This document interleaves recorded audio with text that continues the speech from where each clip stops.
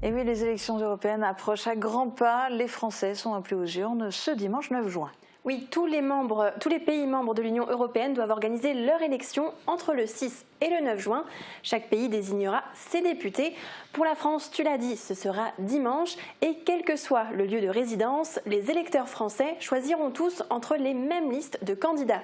Pour comprendre comment ça va se dérouler et combien de députés seront élus, je vous ai préparé une petite vidéo. Les électeurs vont choisir 720 députés au Parlement européen pour représenter près de 450 millions d'habitants de l'UE. Leur rôle, débattre, concevoir et adopter des lois. Ils décident comment l'argent de l'Union européenne est dépensé. En 2024 en France, 81 députés européens seront élus le 9 juin, soit 2 de plus que lors des élections de 2019. Ils seront élus pour 5 ans. Comment ça va se passer ? Les députés européens sont élus au suffrage universel direct à un tour.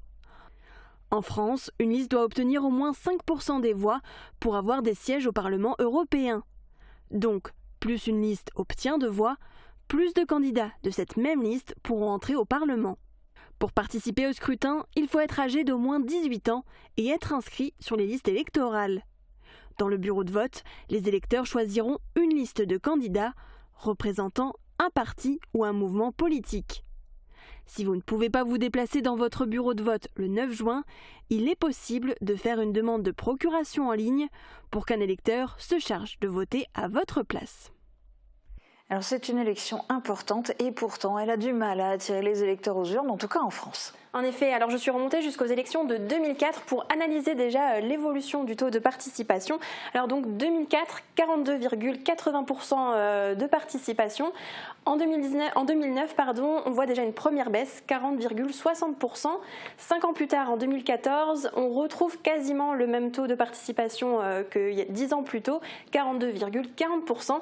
Et en 2019, donc lors des dernières élections, 50,10%. C'est le chiffre le plus élevé depuis les élections européennes de 1994. C'est une hausse qui s'est d'ailleurs observée dans plusieurs pays de l'UE lors de ce scrutin. Et à quoi est due alors cette hausse ? Alors, elle peut être expliquée par plusieurs facteurs. Une mobilisation plus importante des jeunes, sensibilisés via les réseaux sociaux, entre autres. Il y avait un climat de mécontentement et de contestation avec le mouvement des Gilets jaunes et l'incertitude autour du Brexit. Les élections de 2019 ont aussi été plus médiatisées que les éditions précédentes. Alors on parle de hausse, mais quand même, ça reste seulement la moitié des électeurs qui se rendent aux urnes. Et pourtant, on n'arrête pas de le dire, c'est une élection qui est importante.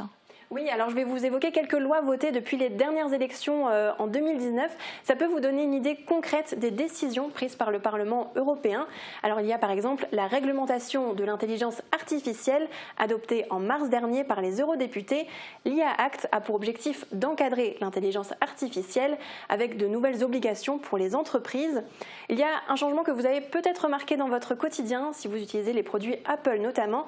Désormais, il y a un chargeur commun pour tous les appareils électronique mobile, le chargeur USB-C.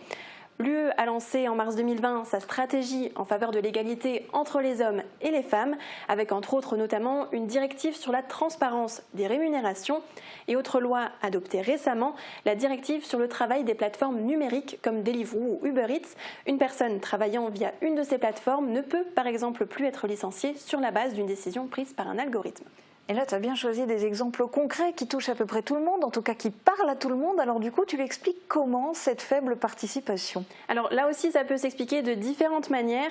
Pour certains, le Parlement européen peut être perçu comme une entité éloignée, contrairement aux élections municipales par exemple, où on élit le maire de notre commune, donc plus proche de nous. Il y a aussi la perception de l'impact limité du vote. Est-ce que mon vote va changer quelque chose face au grand nombre d'électeurs ? Et pour certains électeurs, ne pas voter est aussi une forme de protestation contre le système politique en place. Oui, c'est pas toujours facile de déterminer exactement quelles sont les raisons. Toujours est-il que l'élection a lieu ce dimanche. Quelles sont les listes ?